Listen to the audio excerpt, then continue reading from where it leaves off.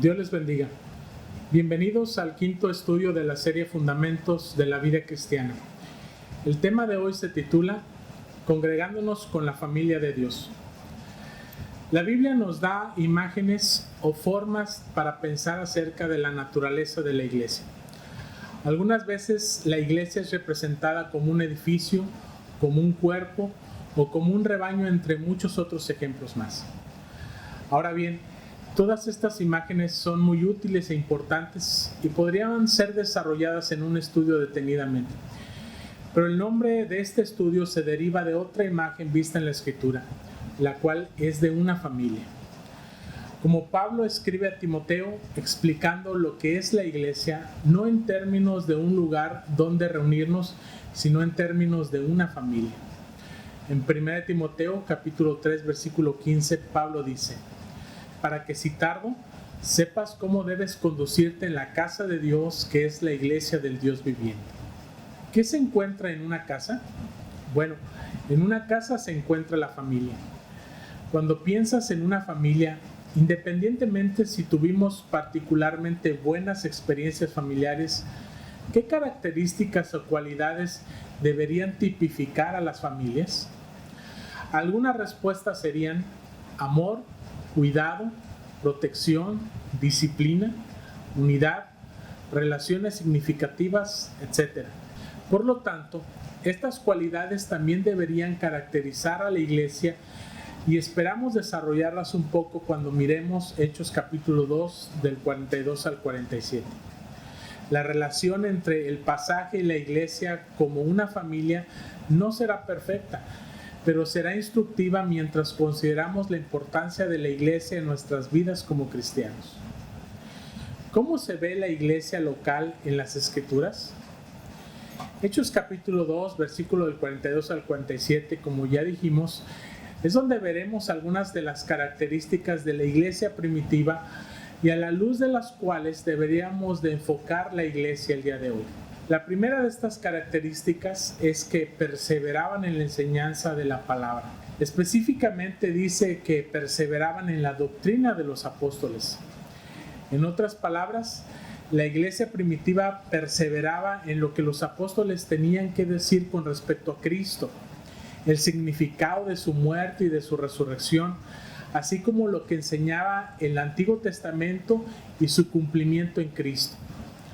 Aquí vemos que la autoridad de los apóstoles era claramente reconocida y establecida entre los primeros cristianos. Observa que el énfasis en la enseñanza de los apóstoles es la primera cosa que Lucas registra, y no creo que sea por accidente. La palabra es fundamental para nuestras vidas juntos. En 1 Timoteo capítulo 2:4 leemos que la tarea principal del predicador es predicar la palabra, o anunciar o proclamar el evangelio. Veamos tres consideraciones sobre por qué la escritura debería estar en el centro de todo lo que hacemos como iglesia. Primero, la escritura señala el camino a la salvación y el conocimiento de Cristo. En 2 Timoteo capítulo 3 versículo 15, Pablo escribe que la escritura es la que nos hace sabios para la salvación por la fe que es en Cristo Jesús. Así que es la palabra la que trae luz y vida y nos revela a Dios. Tanto el Antiguo Testamento como el Nuevo nos revelan el carácter de Dios, su plan de redención por nosotros. Es la regla de fe para nuestras vidas mientras estamos en esta tierra. Segundo, la palabra nos protege de la ignorancia y el error respecto a las cosas de Dios. En su libro Fundamentalismo y la palabra de Dios, J. Packer escribe: porque la iglesia en la tierra consiste de pecadores imperfectos santificados. Siempre hay dos defectos en las vidas de sus miembros, corporativo e individualmente. Estos son ignorancias y errores, porque causan omisiones y equivocaciones en la creencia y en el comportamiento. La iglesia, por tanto, tiene dos necesidades constantes: instrucción en las verdades por las cuales debemos vivir y la corrección de las deficiencias por las cuales nuestra vida se ve afectada. La escritura está diseñada para satisfacer esta doble necesidad. enseñar e instruir en justicia, por una parte, y para reprender y corregir por la otra. Tercero, la Escritura nos equipa para las buenas obras en el servicio de la gloria de Dios. En ese mismo pasaje de 2 Timoteo, Pablo hace una conexión entre conocer la Escritura y hacer buenas obras. Pablo dice que toda la Escritura es inspirada por Dios y útil para enseñar, redarguir, para corregir e instruir en justicia, para que el hombre de Dios sea enteramente preparado para toda buena obra. Cuanto más somos enseñados de la palabra de Dios, más maduramos y le conocemos, y más seremos equipados para servir a otros cristianos, otros miembros de la familia, como se nos ordena en la Escritura. En resumen, la palabra es provechosa para salvación, para protección y para entrenamiento. Una segunda característica es un fuerte sentido de comunidad. La segunda cosa a observar aquí es esa fuerte imagen de comunidad en este pasaje. Estos cristianos no eran exploradores solitarios, recorriendo solos el trayecto de la vida, individuos autónomos sin responsabilidad por alguien más. En cambio, eran parte de una comunidad muy diferente que estaba marcada por un compromiso mutuo.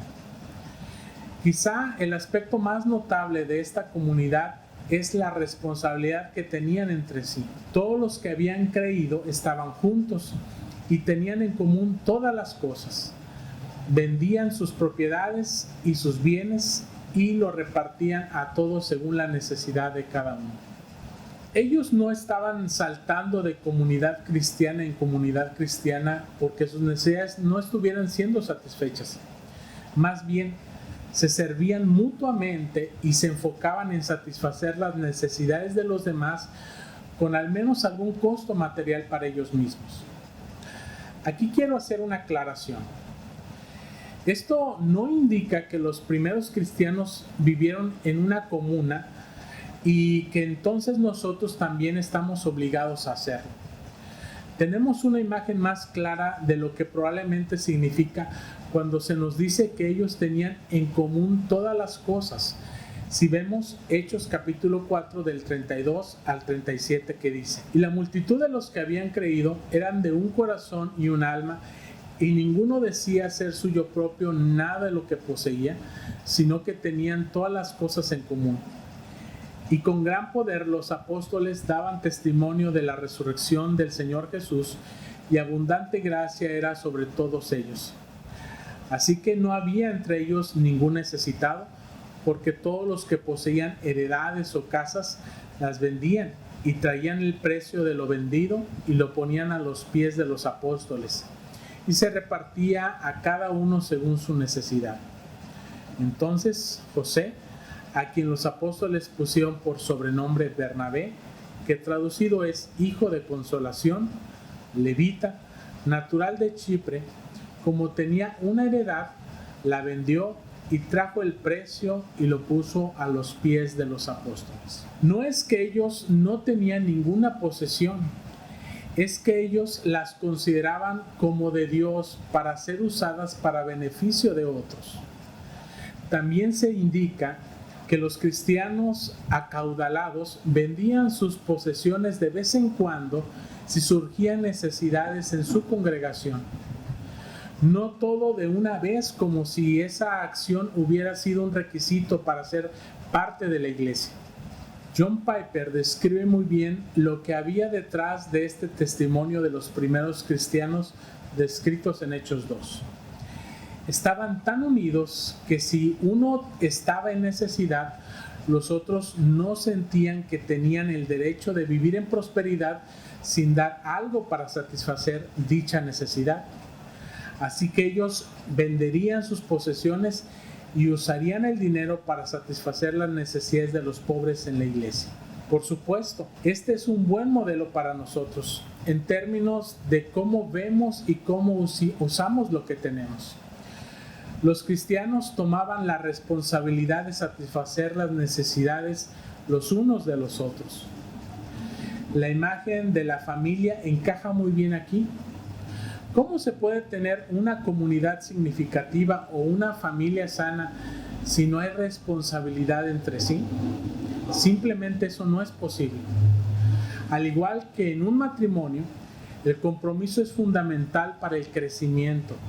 A medida que enfrentamos en unidad diversos desafíos y perseveramos en medio de ellos, nuestra relación matrimonial crece mucho más fuerte y mucho más profunda. Lo mismo ocurre con el cuerpo de Cristo, que es la iglesia. El compromiso es esencial para el crecimiento y una sana iglesia. Y dicho compromiso parece ser un sello distintivo en la iglesia descrita aquí en el libro de los Hechos. En consecuencia, a esta idea de comunidad y responsabilidad, todo cristiano debería desarrollar por lo menos dos convicciones. Primero, la convicción de que para vivir en una vida cristiana fiel, uno debe comprometerse con otros creyentes. Esto incluye la participación en la vida de la iglesia, como la asistencia regular, las ofrendas, el orar unos por los otros, exhortarse y animarse entre sí, etc. La segunda convicción íntimamente unida es que no debemos vivir la vida cristiana y madurar en nuestra fe sin la ayuda de otros cristianos. Por lo tanto, cuando te unes a la iglesia local, te ves como miembro de una familia espiritual donde estás comprometido por el bienestar espiritual de otros y viceversa. Estrechamente relacionado a su sentido de comunidad está su comunión. La vida cristiana se caracteriza por la comunión. La palabra koinonía, usada para comunión, tiene un significado más profundo y más sustantivo que el sentido casual en el que a menudo utilizamos ese término en el día de hoy, como convivencia o diversión. La palabra comunión no significa socializar. La comunión cristiana es más que eso. Las relaciones que debemos cultivar con otros son primeramente relaciones espirituales. Son relaciones que constituyen la comunalidad de nuestra relación con Cristo y nuestra membresía en la familia de Dios. Esto es lo que se indica con el término comunión, comunalidad en Cristo. Así, en Cristo nuestra relación mutua trasciende al estado socioeconómico, a la edad o el estado civil o cualquier otra diferencia o barrera humana que pudiera haber fuera del cuerpo de Cristo. Ahora, adicionalmente al compromiso recíproco evidenciado entre los primeros creyentes, hay un par de claves extras para entender la comunión aquí descrita. Primero, en el versículo 46, ¿dónde dice que se reunían? En el templo. Es importante destacar que el templo es donde se lleva a cabo la enseñanza y discusiones acerca de Dios. Y ya hemos notado que lo central de su tiempo juntos era la palabra o la enseñanza de los apóstoles. Así que no solo se reunían para convivir con unos y otros, sino para aprender sobre la palabra de Dios. Segundo, ¿qué tan a menudo dice que se reunían? Regularmente. Esta no era una comunión esporádica, no era tan solo simplemente conocidos casuales. Como ya observamos, estaban comprometidos entre sí, se ayudaban mutuamente de acuerdo a sus necesidades.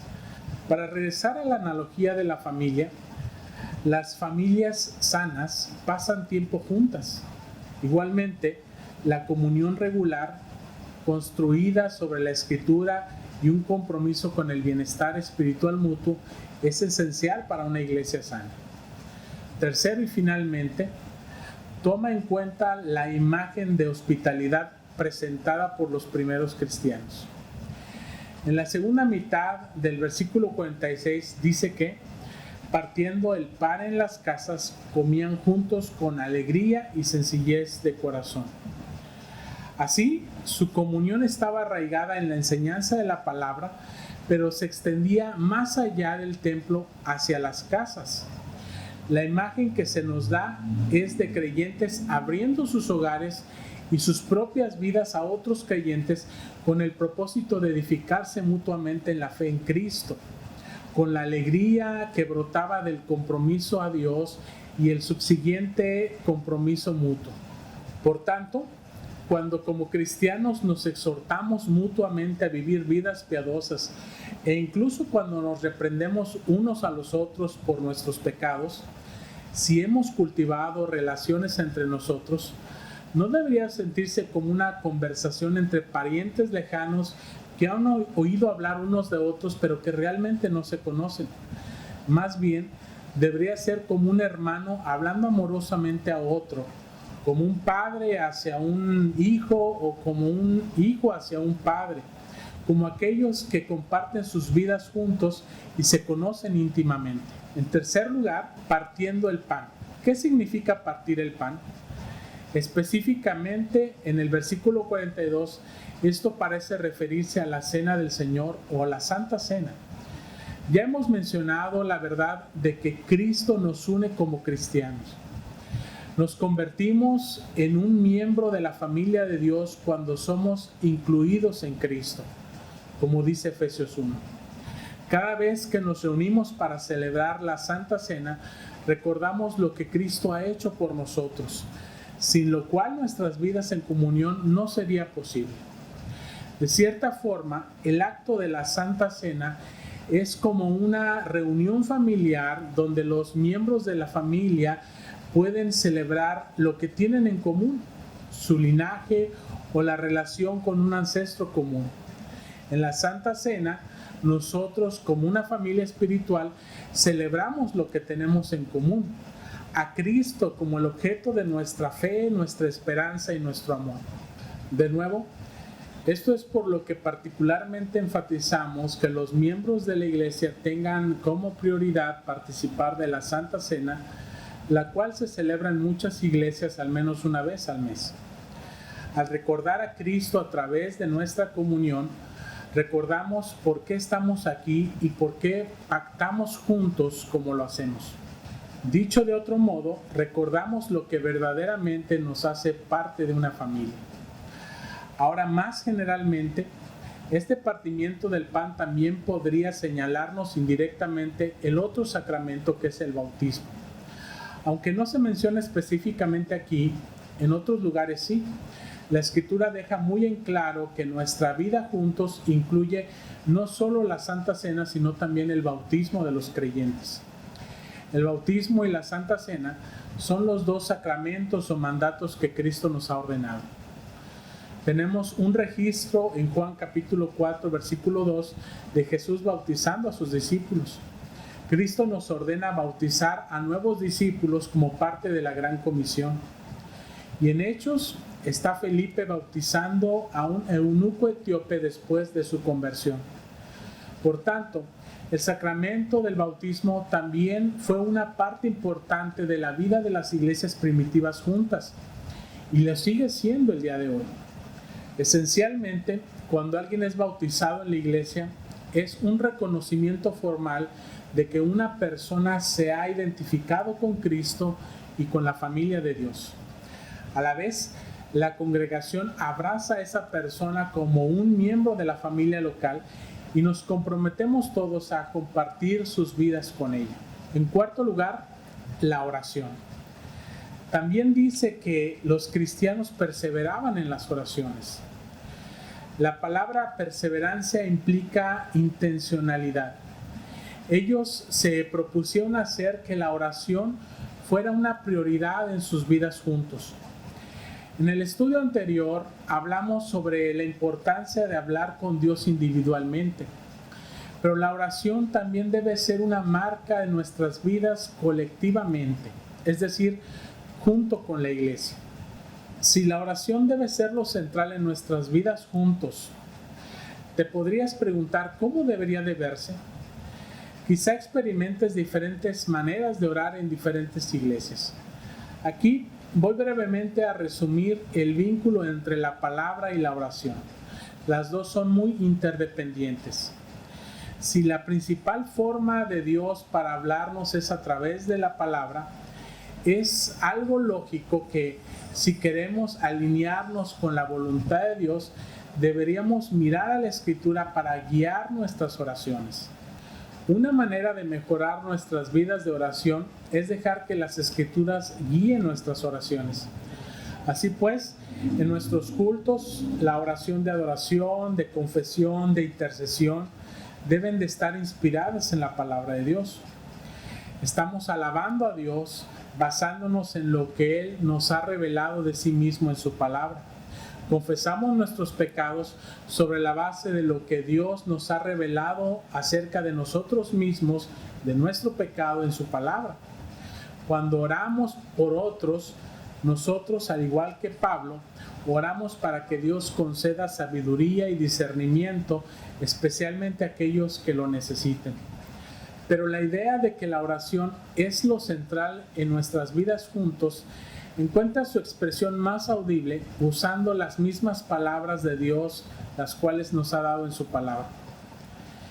5. Un evidente poder del Espíritu.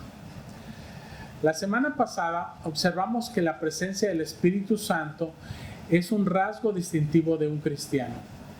Es lo que diferencia a cristianos de no cristianos. Y según Hechos, el poder del Espíritu Santo era evidente en sus vidas. Dice que muchas maravillas y señales milagrosas fueron hechas por los apóstoles. Ahora bien, ¿cómo se manifiesta esto? Es algo que dejaríamos para otros estudios futuros. Pero claramente deberíamos esperar que el poder del Espíritu Santo esté presente dentro de la iglesia. Y finalmente, no necesitamos buscar más allá del fruto en las vidas para ver al Espíritu Santo moviéndose. Por ejemplo, testificamos el poder de Dios en nuestra salvación, en nuestra santificación, en nuestra provisión.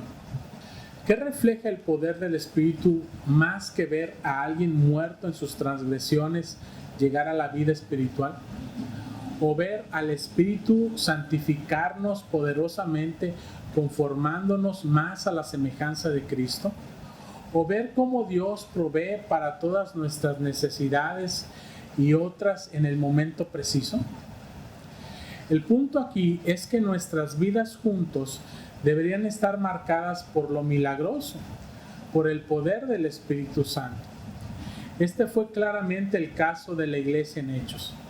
Si somos fieles para enseñar la verdad de Dios, deberíamos experimentar su presencia entre nosotros y verla reflejada en nuestras vidas juntos. 6. Conversiones. Y el Señor añadía cada día a la iglesia los que habían de ser salvos. Con respecto a este punto, con excepción del Espíritu Santo a la vista, todo lo que hemos discutido ha sido nuestra respuesta como iglesia al Evangelio. Enseñamos la palabra, nos comprometemos mutuamente, cultivamos la comunión cristiana, oramos, practicamos la Santa Cena como respuesta al Evangelio. Como resultado de todo lo anterior, de acuerdo al placer y a la voluntad de Dios, los pecadores son convertidos. Así, de algún modo parece apropiado que Lucas mencione esto al último, porque las conversiones deberían ser el fruto de la enseñanza de la palabra de Dios y de la comunidad marcada por el compromiso, la comunión, la oración y el fruto del poder del Espíritu Santo en nuestras vidas. Nuestra vida colectiva, marcada por un compromiso amoroso recíproco, que incluye la enseñanza, la oración y el poder del Espíritu Santo, es un testimonio poderoso de la verdad del Evangelio y habla del amor de Cristo de forma fuerte y convincente a los no creyentes. Así que no es sorpresa que la iglesia que esté caracterizada por estas cosas vea entre ellos conversiones, como se nos muestra en el libro de los Hechos. En conclusión, cualquier persona puede congregarse con la familia de Dios, pero no cualquier persona es parte de la familia de Dios. Para ser parte de la familia de Dios es necesario ser hijo de Dios. ¿Cómo se llega a ser hijo de Dios? Las Escrituras son claras al respecto. Juan capítulo 1 versículos 11 y 12 nos dice: a lo suyo vino y los suyos no le recibieron, mas a todos los que le recibieron, a los que creen en su nombre, les dio potestad de ser hechos hijos de Dios. Ser hechos hijos de Dios es un asunto de fe en Jesús. Si crees que Jesús es el Hijo de Dios que vino al mundo para salvar a los pecadores y te reconoces a ti mismo como un pecador arrepentido y confías en el sacrificio hecho por Jesús en tu lugar para perdonar tus pecados, entonces Dios te perdona y te adopta como su hijo y te da un lugar como parte de la familia de Dios. Ahora es tu responsabilidad y privilegio congregarte con la familia de Dios, perseverar en la enseñanza de la palabra con fuerte sentido de comunidad, participando en los sacramentos y de las oraciones, evidenciando el poder del Espíritu Santo en tu vida y llevando a otros la fe en el Señor Jesucristo. Si consideras que ya eres un hijo de Dios y miembro de la iglesia local, pregúntate, ¿estoy mostrando que mi relación con la familia de Dios es verdadera? ¿Qué compromisos y responsabilidades tengo que afirman que mi vida es parte de la familia de Dios? Oremos que las actuales circunstancias de nuestras vidas e iglesias nos ayuden a evaluar y valorar nuestra relación con la familia de Dios. Que el Señor les bendiga y les guarde. Amén.